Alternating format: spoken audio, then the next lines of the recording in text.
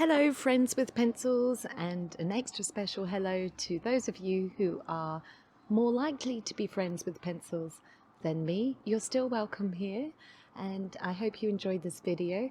I'm showing you how I put together this pastel sky in my Kirby Roseanne book. This is Alien Worlds, but this technique would work with anything. I'm using my pan pastels, and the first color up here is the ultramarine blue shade, and I'm just applying this directly to the page with the pan pastel applicator tool here. Now, the reason this works is because if you've used oil or wax-based pencils, the pastel will not stick to it. So I've saved this technique to the end of my colouring, and I've done the same thing with the ground below, so the dirt is all pastels, and it makes it really fast and easy because you can literally just go over all of your colouring and then give it a little buff off. Second colour here is violet tint. You can just buff it off the pencils with a tissue and then seal the whole project and you're good to go. So to make this sky kind of like a sunset feel, I'm going from blue into purple, and then I'm going to bring in some other colours as well.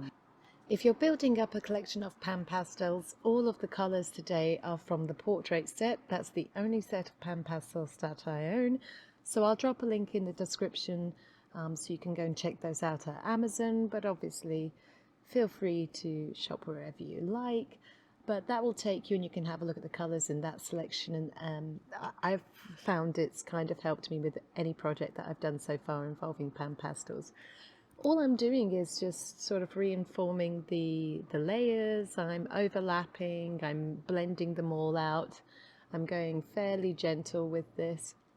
One big tip that I noticed whilst I was doing this is, and probably the only downside to adding the pastels at the end of your colouring, is by that point you've touched up your picture quite a lot. You've left a lot of unseen finger marks and stuff. So if you come across any of those, take your putty eraser or whatever your eraser of choice is and just give that area a nice little rub down first, and then put the pastels on top.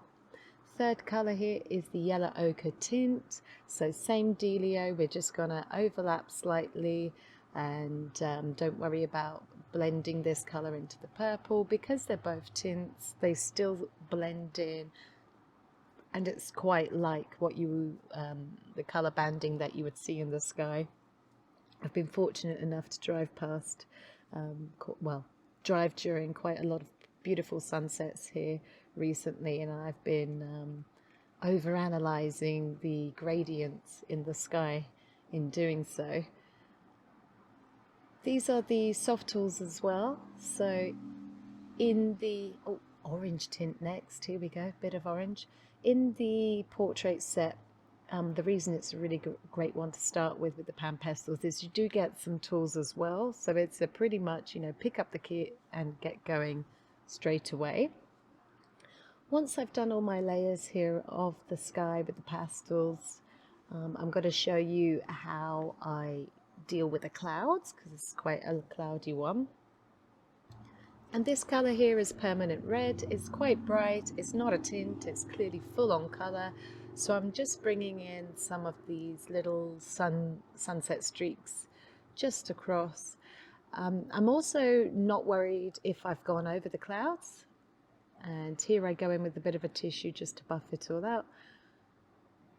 I only used, I think I only used 2 tools in this whole thing for the pan pastels, because you can wipe off the pastel onto a tissue as well. And as you can see, there is no pastel affecting any of the colouring at the back.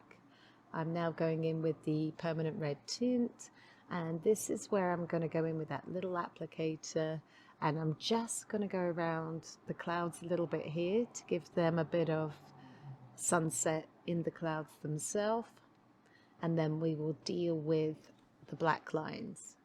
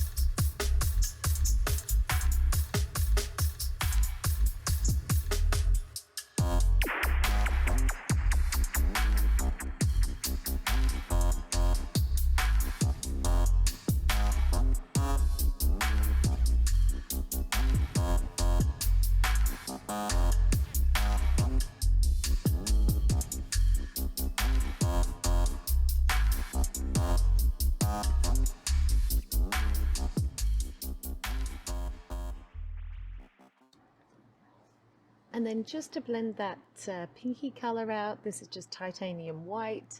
It's not adding too much to it, to be honest, because obviously the page is white, but I'm just softening any edges that I thought came out a little too hard, but there's not much there. I'm just trying to lighten up some of that permanent red in the sunset. But again, you know, it's just minor details now. It's minor things. You can see how I've added the shading to all the areas of the clouds. I'm giving it a nice little buff, which also helps with the blending, taking off the pastel, any loose pastel, nothing's clinging to those pencil crayons. So in with my Posca pen, I like the 1MR nib, which is the little metal one. It's nice and fine. This pen does run out halfway through, so I do switch over to a different nib. I have the big set of white Posca pens with all the different shapes and sizes, so I'll try and drop a link down to that set as well. White Posca pens do get used a lot, and very conveniently I'm literally just tracing over all of those black lines, deleting them all out, and that is knocking the clouds back into the background, giving it that nice ethereal quality. I don't usually go out and erase all of my black lines in a colouring, but definitely anything background related, sky related, I like to try and knock back when I can. This is the other side of this colouring page, because the two pictures, if you like, I felt were part of the same family, and I wanted to use the same colors, so I'm literally just doing exactly the same thing here. And then to add to the sky, I've just added some white Posca dots, which I'm going to turn into stars. And just because the footage is here, you can see me going in with some other fine nib Posca pens to outline some glowing objects. So for example, I wanted the pinks on this alien planet to have a bit of a glow, so I knock out the outlines with a bit of pink pen. And then to finish off my stars, I just take a couple of the larger ones and do a little cross with my light strokes. Then to finish your sky, if you have any other objects in there, you have a couple of options at this point. I've gone in with pastel pencils because obviously they're going to layer up on top of the pastels that I've already laid down. But your regular colouring pencils will also layer on top of pastels as well. Because the other option you had is that you could have done the pastel sky first and then done your colouring on top. But because I have too many smaller areas that were obstructed by the colouring image, I just felt it would be easier to just do it this way around, since I knew the pastels wouldn't stick. And then a little bit more white Posca paint pen just to outline a little bit of those, lighten up one side, and then we're good to go. And then the last bit of this footage is just me finishing off how I was doing the dirt on the floor by just adding a little bit more shading to make that pop a little bit more now that I've seen it bounce with the sky. So I wanted a bit more shading down there. But yes, all that dirt after I'd coloured in the rocks and the grass and the plants and everything else, that was the same process, just gliding over using colours from that same portrait set. Hopefully this has made making skies with pastels slightly easier for you, a little less intimidating, and I hope you enjoyed this video. If you did, please give it a thumbs up so I know that you like this kind of thing. Leave a comment if you like, any questions, and I hope to see you soon. There's also a link in the description for a full speed colouring art video of how I did these entire pages together. Toodle pip!